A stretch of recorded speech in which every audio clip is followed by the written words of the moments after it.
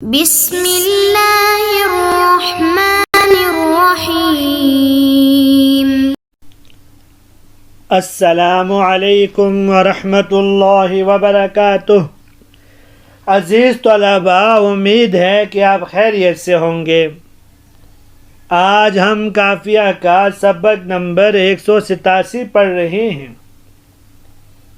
جس کے اندر ہم حروف تنبیہ، حروف ندا اور حروف اعجاب کا بیان تفصیل سے پڑھیں گے۔ چلتے ہیں اپنے سبق کی جانب۔ بسم اللہ الرحمن الرحیم۔ حروف التنبیہ الا و اما و ہا۔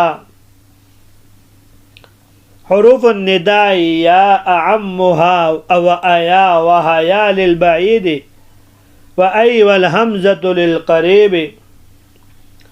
حروف الإجاب نعم و بلا و ای و اجل و جیر و ان فنعم مقررة لما سبقها و بلا مختصة بإيجاب النفي و ای للإثبات بعد الاستفهام ويلزمها القسم وأجل وجير وإن تصديق للمخبر۔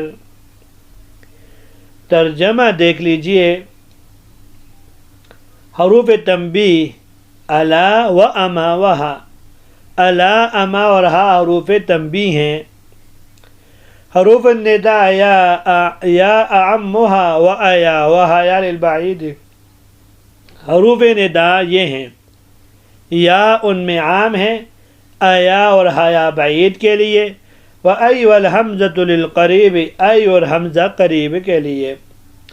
حروف الایجاب، حروف ایجاب یہ ہیں، نعم و بلا و ای و اجل و جیر و ان فنعم مقررة لما سبقها۔ نعم اس کلام کو ثابت کرتا ہے جو اس سے پہلے آیا ہے۔ وبلا مختصۃ بإیجاب النفی، اور بلا نفی کو ثابت کرنے کے ساتھ خاص ہے۔ وَإِي لِلْإِثْبَاتِ بَعْدَ الْإِسْتِفْهَامِ، اور ای استفہام کے بعد ثابت کرنے کے لیے آتا ہے۔ وَيَلْزَمُهَا الْقَسَمُ، اور اس کے لیے قسم لازم ہوتی ہے۔ وَأَجَلْ وَجَيْرِ وَإِمْنَ تَصْدِيقٌ لِلْمُخْبَرِ، اجل، جیر اور امنا خبر دینے والے کی تصدیق کرنے کے لیے آتے ہیں۔ آج کے درس کے اندر ہم حروف تنبیہ کے حوالے سے اور حروف ندا کے حوالے سے اور حروف ایجاب کی تحقیق و تفصیل پڑھیں گے۔ حروف تنبیہ کی تفصیل صاحب قافیہ فرماتے ہیں، حروف تنبیہ الا اما ہا۔ تنبیہ نبع ینبع تنبیہاً باب تفعیل کا مصدر ہے، بمعنی خبردار کرنا، اور اصطلاح میں اس کا معنی یہ ہے وہ حروف جو مخاطب کو خبردار چوکنا کرنے کے لیے وضع کیے گئے ہوں، تاکہ اس سے کلام کا کوئی حصہ فوت نہ ہو جائے۔ اس غرض کے لیے صاحب قافیہ فرماتے ہیں، اہل عرب نے 3 کلمات استعمال فرمائے ہیں، ایک الا ہے، دوسرا اما ہے اور تیسرا ہا ہے۔ جس طرح ہمارے ہاں جب کوئی اہم اعلان کیا جاتا ہے تو اعلان کرنے والا سب سے پہلے لوگوں کو متوجہ کرنے کے لیے کہتا ہے کہ ضروری اعلان سماعت فرمائیں۔ جب لوگ اس کی طرف متوجہ ہو جاتے ہیں تو پھر وہ اعلان کرتے ہیں۔ اسی طرح اہل عرب جب اپنے مخاطب سے کوئی اہم بات کرنا چاہتے ہیں تو بھی اس کو متوجہ کرنے کے لیے مذکورہ حروف میں سے کسی ایک کے ذریعے توجہ دلاتے ہیں۔ قرآن پاک میں دیکھیے،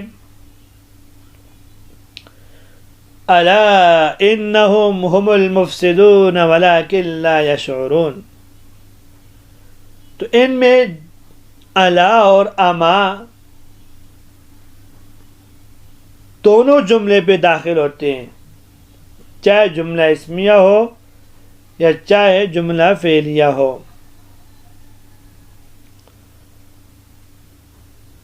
جملہ فعلیہ جیسے اما لا تفعل، الا لا تضرب، اور ہا حرف تنبیہ 2 جگہ آتے ہیں، جملہ اسمیہ کے شروع میں جیسے ہا زید قائم، اور دوسری جگہ مفرد یعنی اسماء اشارہ کے شروع میں جیسے ہاذا ہؤلاء، ان میں ہا حرف تنبیہ ہے، ذا اور اولا اسم اشارہ ہے۔ جملہ فعلیہ پر اور اسماء اشارہ کے علاوہ کسی دوسرے اسم مفرد پر ہا حرف تنبیہ داخل نہیں ہوتا۔ حروف النداء یا اعمها وایا وهیا للبعید۔ حروف ندا وہ حروف ہیں جو کسی کو پکارنے کے لیے، اپنی طرف متوجہ کرنے کے لیے، بلانے کے لیے وضع کیے گئے ہوں، جیسے یا زید۔ حرف ندا 5 ہے، یا، ایا، حیا، ای اور حمزہ مفتوحہ۔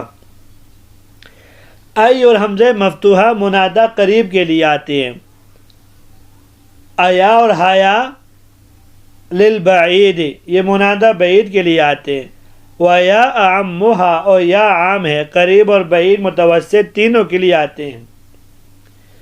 باقی منادہ کے احکام مفعول بہ کے بحث میں تفصیل کے ساتھ گزر چکے ہیں۔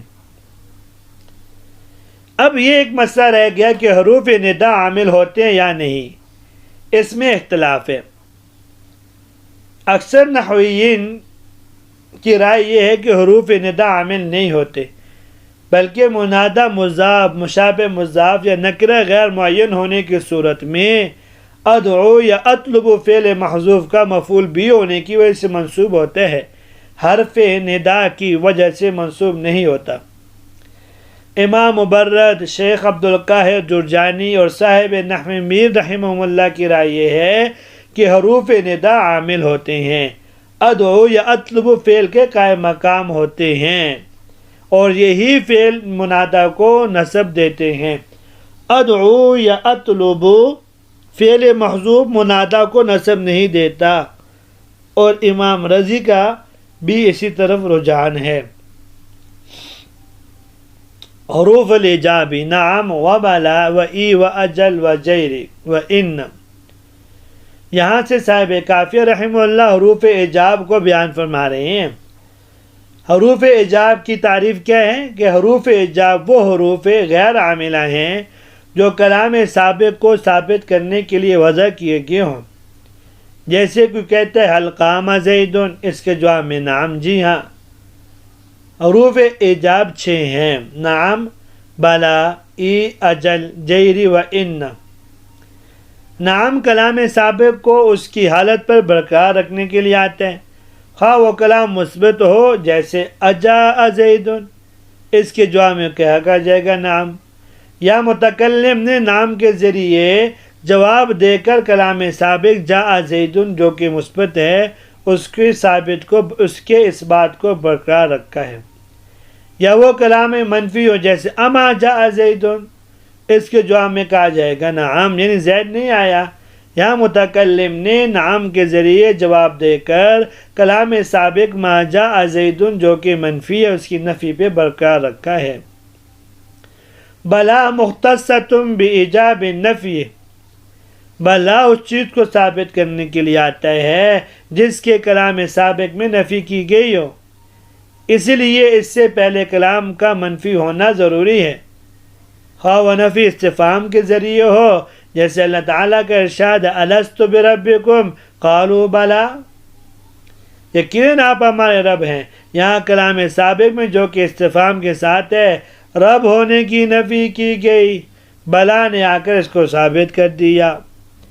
یا وہ نفی خبر کی صورت میں ہو جیسے لم یقم زید، زید کھڑا نہیں، اس کے جواب میں کہا جائے گا بلا، کیوں نہیں، یعنی وہ کھڑا ہے۔ یہاں کلام سابق میں جو کہ خبر کی صورت میں ہے زید کے کھڑے ہونے کی نفی کی گئی تھی، بلا نے آ کر اس کو ثابت کر دیا۔ ای استفہام کے بعد کلام سابق کو ثابت کرنے کے لیے آتا ہے، یہ ہمیشہ قسم کے ساتھ استعمال ہوتا ہے، اسی کو یوں فرمایا وَإِي الاستثبات بعد الاستفهام ويلزمها القسم۔ البتہ فعل قسم کبھی بھی اس کے بعد مذکور نہیں ہوتا۔ جیسے کسی کام کے بارے میں کہا جائے حل کان کذا، کیا ایسا ہوا ہے، اس کے جواب میں آپ کہہ سکتے ای واللہ، ہاں خدا قسم ایسا ہوا ہے۔ ای استفہام کے بعد کلام سابق کو ثابت کرنے کے لیے آتا ہے اور قسم کے تحت استعمال ہوا ہے۔ اجل اور جیری اور ان کے بارے میں صاحب کافیہ فرماتے ہیں تصدیق للمخبر، یہ تینوں خبر دینے والے کی خبر کی تصدیق کرنے کے لیے آتے ہیں، خواہ خبر مثبت ہو، جیسے کوئی شخص کہتے ہیں جاء عمر، اس کے جواب میں کہتے ہیں اجل یا جیری یا انکا آ جائے، اس کا مطلب یہ ہوگا کہ آپ ٹھیک کہتے ہیں، میں اس خبر میں آپ کی تصدیق کرتا ہوں۔ یا خبر منفی کی ہو، جیسے کوئی کہتے ہیں لم یاتک ناصر، اس کے جواب میں اجل یا جیر یا انکا آ جائے گا کہ آپ بالکل کہتے ہیں ناصر نہیں آیا۔ اسی طرح حضرت عبداللہ بن زبیر رضی اللہ تعالی عنہ کی خدمت میں ایک اعرابی نے حاضر ہو کے عرض کیا مجھے فلاں چیز دیجیے۔ انہوں نے دینے سے معذرت کی، اس نے بد دعا دیتے ہوئے کہا اللہ تعالیٰ غارت کر دے اس اونٹنی کو جو مجھے آپ کی طرف اٹھا کر لائی ہے۔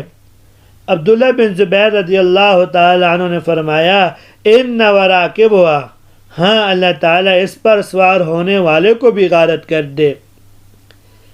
تو آج کے سبق کے اندر حروف تنبیہ، حروف ندا اور حروف اعجاب کے بارے میں تفصیل سے پڑھا ہے ہم نے۔ امید ہے کہ آپ کو آج کا سبق سمجھ میں آ گیا ہوگا۔